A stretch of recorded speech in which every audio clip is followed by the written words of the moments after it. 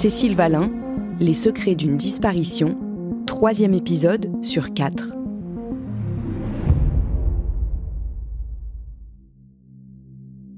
Le dimanche 8 juin 1997, Cécile Valin, une lycéenne de 17 ans qui s'apprête à passer le bac, sort de chez elle en fin d'après-midi, à Saint-Jean-de-Maurienne en Savoie. Des témoins la voient marcher le long de la route départementale qui traverse la ville. Puis plus rien. La jeune fille a disparu. Les intenses recherches ne mènent à rien. Jusqu'à 10 jours après la disparition de Cécile et l'arrestation fortuite d'un homme à 300 km de là, recherché pour un viol. Dans son coffre, il y a des armes, des cordelettes et des produits stupéfiants. Il y a aussi, et surtout, des photos de femmes, nues et endormies, dans des positions dégradantes. En zoomant sur les visages, il apparaît que l'une des victimes ressemble énormément à Cécile. Bien que Jean-Marc Reiser ait été arrêté seulement quelques jours après la disparition de Cécile Valin, il faut 3 mois pour que la circulaire décrivant son profil soit envoyée aux autres gendarmes de France. Et encore 1 an pour qu'un rapprochement ait lieu entre les gendarmes de Besançon, qui sont en charge de ce dossier, et ceux de Chambéry, qui planchent sur la disparition de Cécile Valin. C'est donc le vendredi 9 octobre 1998, près d'1 an et demi après la disparition de la lycéenne, que les enquêteurs savoyards prennent la route de Besançon pour aller consulter le dossier Reiser chez leurs collègues. Les gendarmes de Chambéry ont 2 priorités. Établir s'il s'agit de Cécile sur les photos et si Jean-Marc Reiser peut avoir été présent à Saint-Jean-de-Maurienne le jour de sa disparition, le dimanche 8 juin 1997. En dehors de ses antécédents judiciaires et de sa mise en cause dans l'affaire du viol près de Bordeaux, les gendarmes constatent que Jean-Marc Reiser est une personne qui voyage beaucoup, comme ils le notent dans leur procès-verbal. Les enquêteurs de la section de recherche de Besançon ne peuvent pas nous fournir la moindre indication sur son emploi du temps dans les jours précédant son arrestation. Mais il n'est pas impossible qu'il soit passé en Savoie, sachant qu'il a effectué ou devait effectuer un voyage en Italie dans la période considérée.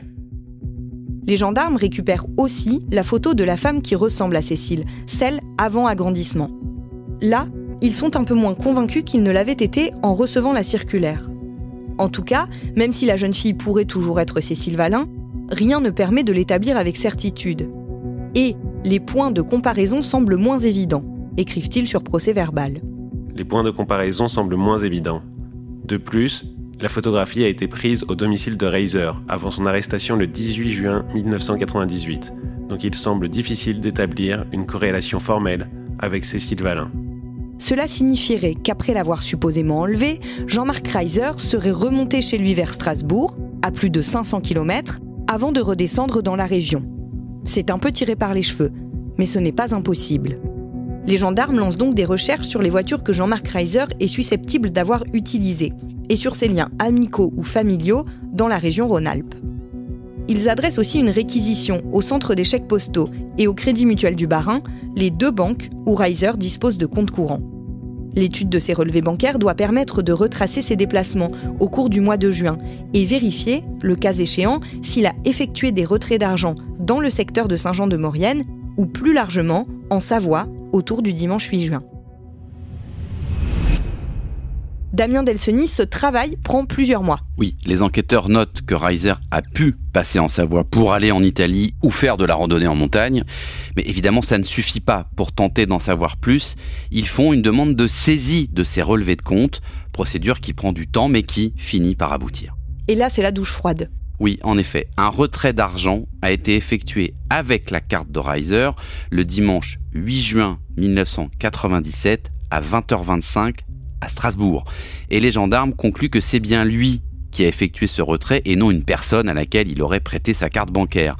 Matériellement, Reiser ne peut pas être en fin d'après-midi à Saint-Jean-de-Maurienne et à 20h25 à Strasbourg.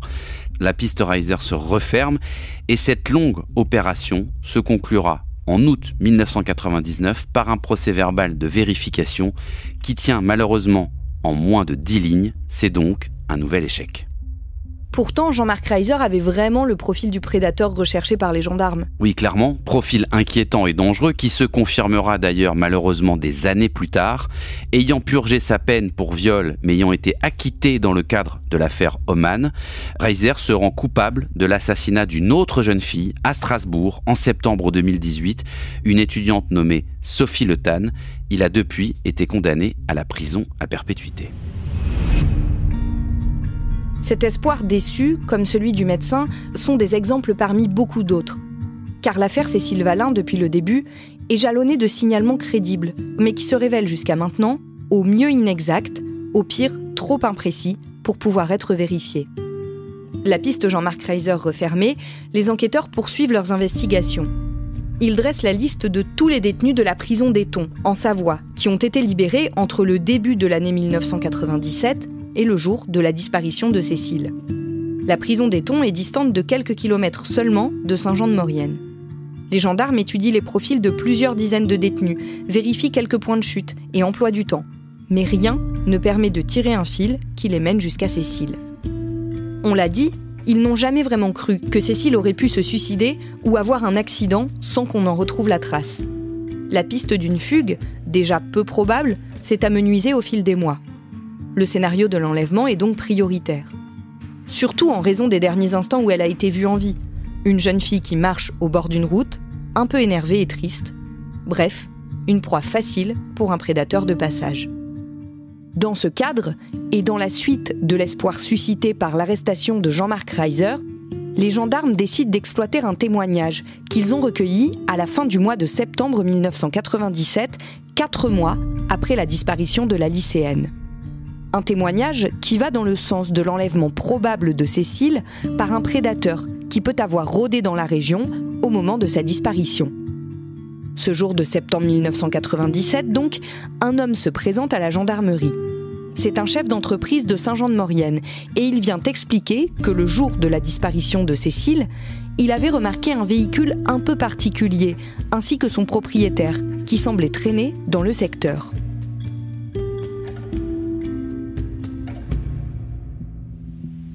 Damien, il s'en souvient non seulement en raison du type de voiture, un van de style américain avec des vitres teintées, de couleur gris clair et tôlé sur les côtés, mais il s'en souvient aussi parce qu'il était immatriculé en Haute-Garonne, dans le département 31. Oui, plus étrange encore, il a croisé ce véhicule, dit-il, 2 fois dans la matinée du dimanche, dont une fois sur le parking qui se trouvait à côté de la foire de Saint-Jean-de-Maurienne, qui était organisée le week-end où Cécile a disparu. On peut estimer que justement, en raison de la foire, il pouvait y avoir des visiteurs venant d'autres régions et pourquoi pas de la Haute-Garonne. Oui, c'est d'ailleurs une difficulté de plus pour les gendarmes. La présence de cette foire et de ses exposants et de ses visiteurs allonge encore la liste des suspects potentiels de passage ayant pu enlever Cécile le dimanche en fin de journée. Mais le témoin en question, il explique aux gendarmes que ce n'est pas que la voiture et la plaque d'immatriculation qui a marqué son souvenir. C'est aussi le comportement de l'automobiliste, du propriétaire du van, qui a frappé ce témoin qui dit aux gendarmes « Moi, ce type, je l'ai croisé 2 fois dans la journée et je l'ai trouvé bizarre. » Il va d'ailleurs le décrire de manière très précise aux gendarmes, physiquement. Il dit « C'est un homme âgé de 30-35 ans, il mesure 1m75, il a le teint mat, il est de corpulence mince, cheveux bruns mi-longs et il est vêtu d'un pantalon noir et d'une chemisette blanche. » Cet homme a laissé une même impression étrange à une amie de ce chef d'entreprise. Oui, curieusement, cette amie, elle a confié au chef d'entreprise avoir été elle-même intriguée par un homme arrêté sur le bord de la Nationale 6 le dimanche 8 juin, à la sortie de Saint-Jean-de-Maurienne. Elle décrit un homme qui fumait une cigarette en étant adossé à une sorte de fourgonnette. Elle décrit ça comme une fourgonnette dont l'arrière était, selon elle, en aluminium. Le juge d'instruction prend cette nouvelle piste au sérieux. Il saisit le STRJD, le service technique de recherche judiciaire et de documentation de la gendarmerie nationale. C'est un service très spécialisé, qui occupe alors des locaux voisins du célèbre institut de recherche criminelle de la gendarmerie dans le fort de Rosny-sous-Bois, en Seine-Saint-Denis. Le magistrat demande à ses experts de recenser tous les véhicules de marque américaine étant immatriculés en Haute-Garonne. Le travail est évidemment assez fastidieux, mais heureusement, les recherches portent quand même sur des marques peu vendues en France, comme Dodge, Chevrolet ou encore Chrysler. Une fois cette liste réalisée, les gendarmes ont pour mission d'identifier les propriétaires de ces voitures. et de les contacter. Pour rendre la démarche cohérente, un questionnaire type est confectionné par les enquêteurs à destination des propriétaires de ces véhicules. L'objectif est de connaître notamment leur localisation au moment des faits, en juin 1997. Évidemment, si depuis cette date le véhicule a été vendu, accidenté ou réparé, les gendarmes doivent aussi en avoir connaissance. C'est donc un travail de fourmi et de patience. En quelques mois, les enquêteurs établissent une liste de 288 véhicules pouvant correspondre au modèle aperçu par les témoins. Tous ne sont pas exactement des vannes, mais les enquêteurs ont choisi d'élargir les recherches afin de ne pas passer à côté d'une voiture qui pourrait être la bonne sans être formellement celle décrite par les deux témoins. Sur les 288 véhicules et leurs propriétaires, 232 sont retrouvés et contrôlés, sans résultat. Les 56 restants sont inscrits sur le fichier des véhicules recherchés. Ce qui signifie qu'en cas de contrôle routier sur le territoire français, ils pourront, un jour ou l'autre, faire l'objet d'une vérification. Mais les mois passent, et la piste des vannes, comme l'ont appelé les gendarmes, ne donne pas de résultats probants. Le temps passe, l'affaire reste non résolue, et les proches de Cécile, notamment Jonathan Oliver, son père, apprennent à vivre avec. Au départ, je comptais les heures, les jours, les semaines. Et c'est devenu des mois, des années. Je n'attends pas le retour de Cécile. Damien, en 2001, Cécile a disparu depuis 4 ans, quand le département de la Haute-Garonne s'invite à nouveau dans l'enquête. À cette époque, une cellule baptisée Homicide 31 a été mise en place à la section de recherche de Toulouse pour travailler sur le cas d'un tueur en série, Patrice Allègre. Cet homme a été arrêté en septembre 1997, c'est-à-dire 3 mois après la disparition de Cécile Valin. Et on sait qu'il n'a pas sévi que dans la région toulousaine, et les gendarmes qui travaillent sur lui, sur son dossier, sont en train d'éplucher une 60aine de dossiers de disparitions mystérieuses ou de meurtres inexpliqués en France. Et si, au cours de son terrifiant parcours criminel, Patrice Allègre était passé par la Savoie? Si ce fameux van, immatriculé en Haute-Garonne, aperçu le jour de la disparition de Cécile, pouvait faire le lien avec le tueur en série toulousain. Les gendarmes en charge du dossier Valin décident d'en avoir le cœur net et ils adressent une demande de rapprochement à leurs collègues de Toulouse. La réponse tombe assez vite, mais elle reste très évasive. Au mois de juin 1997, Allègre était en cavale. Il avait peu de revenus, était souvent sous l'influence de cocaïne et dormait particulièrement dans la nature, ceci impliquant une reconstitution difficile de son emploi du temps. Bien que connu pour des vols de voitures, aucun élément actuel ne met en évidence la possession par Patrice Allègre d'un véhicule de type van. Le chef d'enquête demande malgré tout à ses collègues un peu de temps afin de compléter ses recherches. Quelques mois plus tard, en juin 2002, et alors que Cécile Valin a disparu depuis 5 ans, la piste Allègre est définitivement refermée. Les investigations menées sur l'emploi du temps du tueur en série, en juin 1997, le positionnent plutôt dans l'Ariège, où il a d'ailleurs commis un crime le 19 juin, avant de prendre la fuite en Espagne. En juin 2003, près de 6 ans après la disparition de Cécile Valin, un couple fait la une des journaux en Belgique, et très rapidement en France. Michel Fourniret et sa femme, Monique Olivier. Ils ont été arrêtés après la tentative d'enlèvement d'une adolescente en Belgique, à côté de Namur. Rapidement, les enquêteurs belges et français commencent à lever le voile sur le profil terrifiant du couple. La France et la Belgique ignorent encore qu'ils ont sans doute entre leurs mains l'un des pires tueurs en série de l'histoire. Manipulateur d'une extrême perversité, Michel Fourniret ne livre des éléments qu'au compte-gouttes sur son parcours.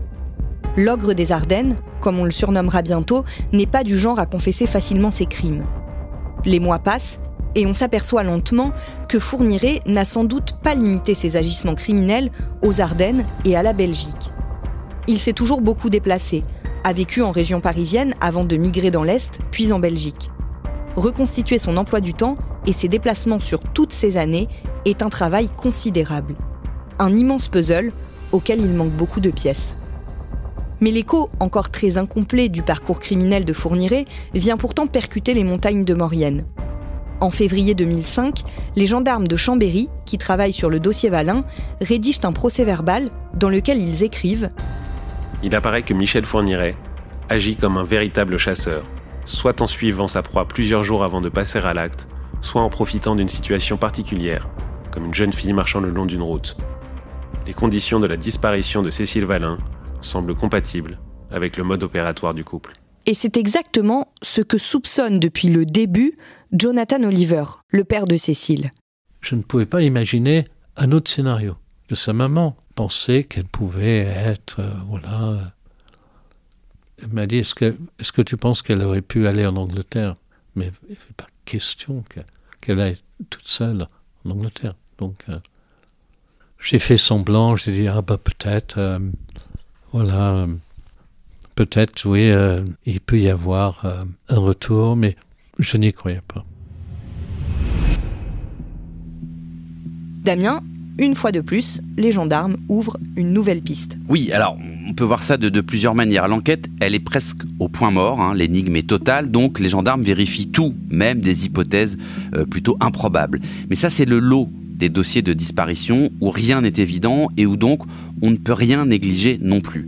Et puis en réalité, ils suivent quand même une logique, celle du prédateur qui serait l'auteur de l'enlèvement de Cécile. Donc là, quand ils apprennent l'arrestation de Fourniret et les tout premiers éléments de son profil, ils se disent que ça ne coûte rien de vérifier, sachant qu'à l'époque, on ignore encore l'étendue exacte du palmarès effroyable de Fourniret. Ils essaient de trouver un lien entre Michel Fourniret et Cécile Valin. Oui, ils essayent, en tout cas ils se rapprochent des enquêteurs français qui travaillent sur le dossier. Mais à l'époque, rien n'est centralisé, il y a des services d'enquête qui travaillent en Belgique, d'autres qui travaillent en France, chacun travaille un peu de son côté en réalité, et surtout, il manque encore beaucoup d'éléments sur la vie de Michel Fourniret dans les années 90. Rappelons qu'à l'époque, il n'y a pas ou très peu de téléphones portables. Oui, donc on n'a pas la possibilité comme aujourd'hui de procéder à des bornages téléphoniques, encore moins à une géolocalisation de la personne en fonction de l'utilisation de son téléphone. Donc sur Fourniret, on n'a pas grand-chose, on n'a même rien techniquement à ce niveau-là. Et en plus, on sait que lorsqu'il se déplace, Fourniret fait en sorte de laisser le moins de traces possibles derrière lui. Michel Fourniret ne prend par exemple jamais l'autoroute pour éviter de laisser derrière lui un ticket de péage. Il effectue aussi la plupart de ses paiements en liquide. La preuve, en décembre 2007, les gendarmes récupèrent de la part des policiers qui centralisent les dossiers Fourniret seulement 9 feuillets censés résumer la vie du tueur depuis sa naissance en 1942 jusqu'à son arrestation en 2003. C'est une biographie peu commune et basée uniquement sur des informations administratives. Par exemple, une date de mariage, celle d'un contrat de travail dont les policiers ont retrouvé la trace ou une facture d'essence. Et cet inventaire est malheureusement très incomplet. Pour l'année 1997, qui intéresse surtout les gendarmes, il n'y a que 18 mentions, des traces de paiement essentiellement. Et rien pour le mois de juin. Impossible donc de savoir où se trouvait précisément Fourniret à cette période. Pour résumer, les gendarmes n'ont pas beaucoup, voire pas du tout d'éléments. Mais ils ont quand même un fil à tirer. Une nièce de Michel Fourniret habite en Savoie, à Albertville. En tout cas, elle y habitait en juin 1997, au moment de la disparition de Cécile. C'est un point de chute possible.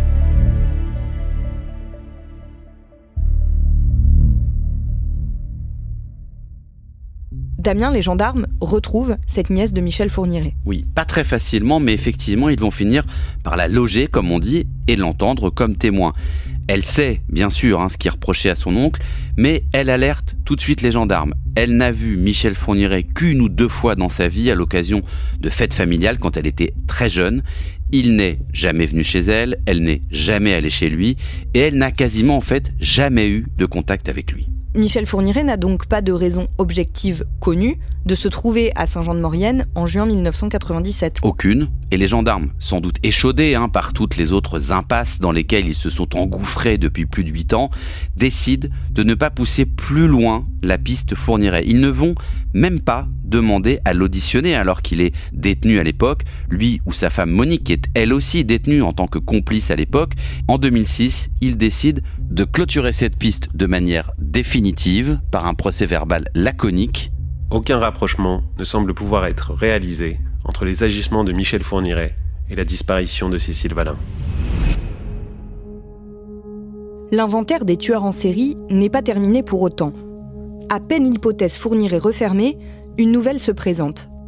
En mars 2007, les enquêteurs en charge du dossier découvrent des articles de journaux relatant l'arrestation en novembre 2006, en Allemagne, d'un routier auteur de 6 meurtres de femmes et suspecté dans 19 homicides non élucidés. Cet homme s'appelle Volker Eckert, il a 46 ans. Il a sillonné l'Europe pendant des années au volant de son camion, passant par l'Espagne, l'Italie et la France notamment. Au cours de ses premiers interrogatoires par la police allemande, après son interpellation, Eckert confesse avoir tué 2 femmes en France, qu'il qualifie de prostituées. Ses proies étaient d'ailleurs toutes, soit des prostituées, soit des autostoppeuses. Dès qu'ils prennent connaissance de ces informations, les gendarmes en charge du dossier Valin cherchent à entrer en contact avec les enquêteurs allemands. Comme il est d'usage dans pareil cas, ils adressent une demande de coopération officielle, enrichie d'un rapide exposé des circonstances de la disparition de Cécile en juin 1997, puis d'une liste de 4 questions. Eckert était-il bien chauffeur routier en juin 1997 ? Si oui, pour quelle société de transport travaillait-il et faisait-il des voyages en Italie via la France ?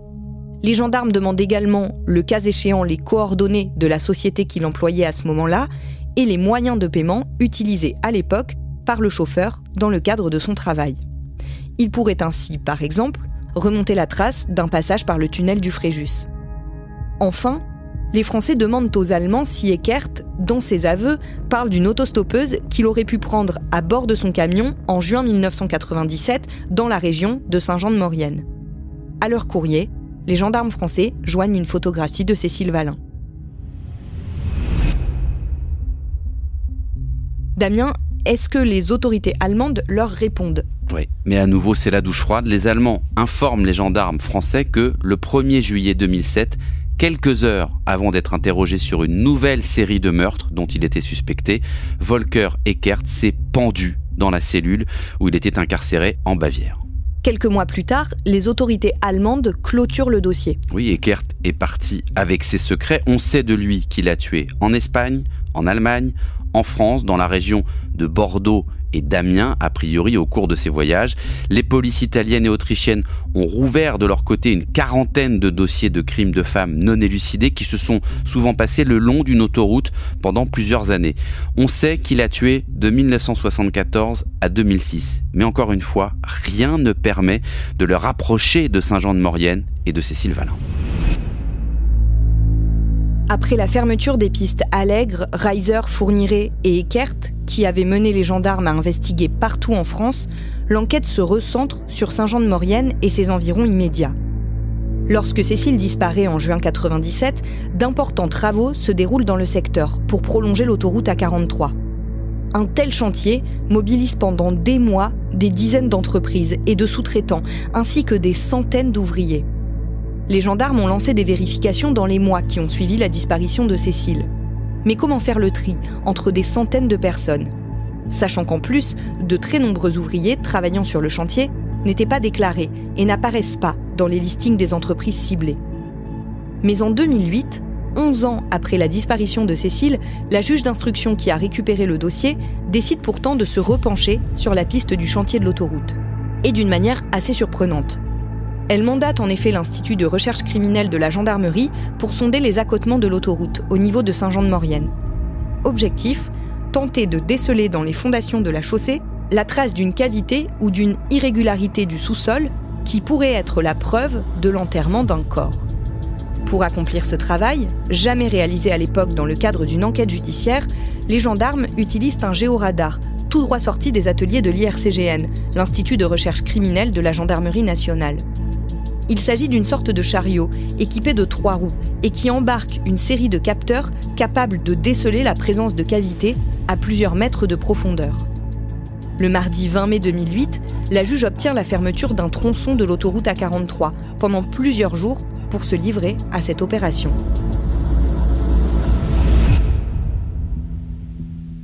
Damien, ce tronçon correspond à celui qui était en travaux en juin 1997, quand Cécile a disparu. Oui, mais le ratissage des lieux ne donne rien. C'est un peu la dernière grosse opération avant que l'enquête ne ralentisse considérablement. C'est pas très étonnant, même si évidemment les proches de Cécile le regrettent énormément. Mais pendant plus de 10 ans, Les juges qui se sont succédés et les gendarmes ont vérifié des dizaines de pistes, procédé à des centaines d'auditions et de vérifications, mais sans jamais parvenir à trouver la vérité, même quand celle-ci pouvait sembler être très proche. Alors l'enquête n'est pas stoppée, mais il y a de moins en moins d'actes qui sont réalisés. On a presque l'impression que ce dossier est en sommeil. Pas refermé, mais en sommeil. Et ce sommeil dure plus de 10 ans. Oui, jusqu'en 2019. Au mois de décembre de cette année-là, le juge chargé du dossier décide de saisir un nouveau service d'enquête, l'Office central de répression des violences aux personnes, l'OCRVP. Il s'agit d'un service spécialisé de la police judiciaire qui a l'habitude de traiter les crimes sériels et les crimes dits complexes. En fait, c'est aussi une manière de dire, voilà, depuis 22 ans, les gendarmes ont tout tenté, mais ont échoué. Peut-être faut-il un regard neuf, d'autres méthodes de travail, une relecture du dossier. Donc les enquêteurs de l'OCRVP, ils vont se plonger dans les milliers et milliers de pages de ce dossier à la recherche d'un détail qui aurait pu échapper aux gendarmes ou d'une piste qui n'aurait pas été assez creusée. Malgré ce regard neuf, aucun nouvel élément n'émerge et c'est finalement un tout autre événement qui braque à nouveau le projecteur sur Cécile Valin. Et alors là, l'expression coup de théâtre n'est absolument pas usurpée. Le mardi 5 décembre 2023, le dossier de Cécile Valin va faire irruption pendant un procès dans la salle de la cour d'assises des Hauts-de-Seine à Nanterre, là où on ne l'attendait plus, un rebondissement inouï, presque inespéré, qui va tout relancer.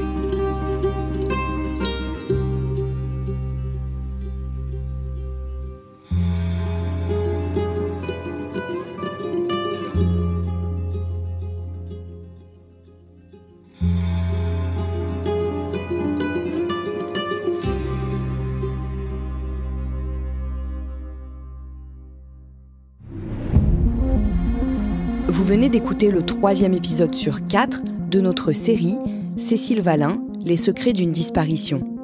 Une série produite par Clara Grouzis et Thibault Lambert, réalisation et mixage Julien Moncouquiol, rédaction en chef Jules Lavie.